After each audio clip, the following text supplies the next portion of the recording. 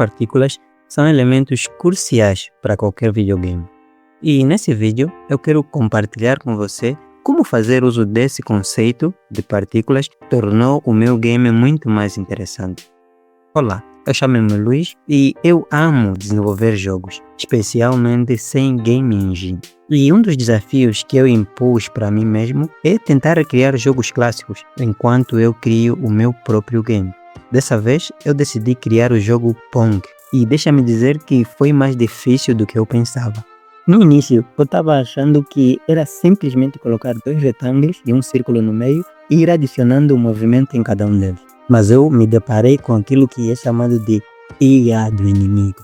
E eu fiquei tipo, até no jogo Pong tem uma coisa dessas. Pessoal, parece que colocar isso ajuda a ter um maior controle no comportamento da raquete inimiga. Ajuda a balancear bem ela. Senão, vamos ter um inimigo que é impossível marcar pontos. Um outro aspecto que eu achei muito interessante ao estudar com o desenvolvimento desse jogo é que ele ajuda a ter uma noção de conceitos de trigonometria e mostra a importância disso na prática, porque para o movimento da bola você vai precisar fazer uso desses conceitos. Depois de eu já ter um protótipo do jogo, eu decidi tornar o jogo um pouco mais interessante. E foi aí que eu me dei mal.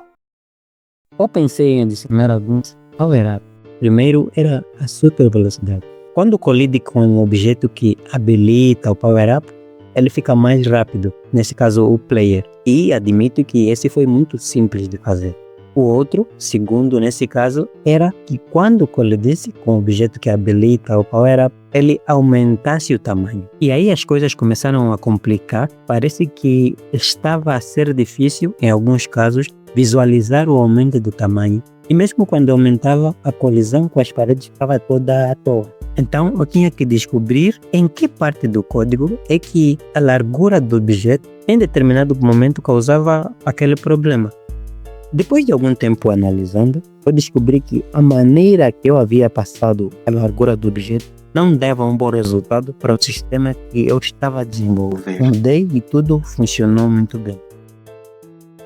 Agora eu quero vos apresentar o terceiro power-up.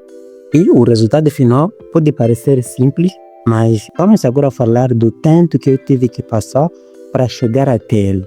Eu queria que fosse colocada uma segunda bola na cena do jogo, que apenas faz ponto a favor do player. E desde o início eu sabia que teria que usar dois conceitos bastante diferentes e muito usados dentro dos jogos, que são estrutura de dados e sistema de partículas, visto que seria mais de um objeto inanimado com o mesmo comportamento. Depois de já ter tudo pronto, dei o play e vocês não imaginam o que foi que aconteceu.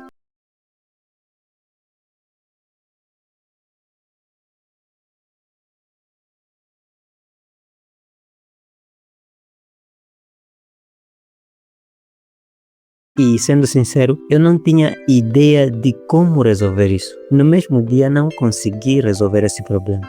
E no dia seguinte eu acordei super motivado para resolver. E me dei conta que todo esse trabalho era porque eu não tinha colocado uma variável de controle. Desde o início eu comecei a criar usando conceitos meio que complexos, como estrutura de dados, sistema de partículas, IA do inimigo. E havia me esquecido de conceitos básicos que operam em todos os níveis de programação. Então, para finalizar, quero apenas mostrar o resultado final do projeto e dizer que esse é apenas um dos projetos que mantenho no coração com muito carinho. E se você é game dev e gosta de entender um pouco mais conceitos envolvidos no desenvolvimento de jogos, eu peço que você se inscreva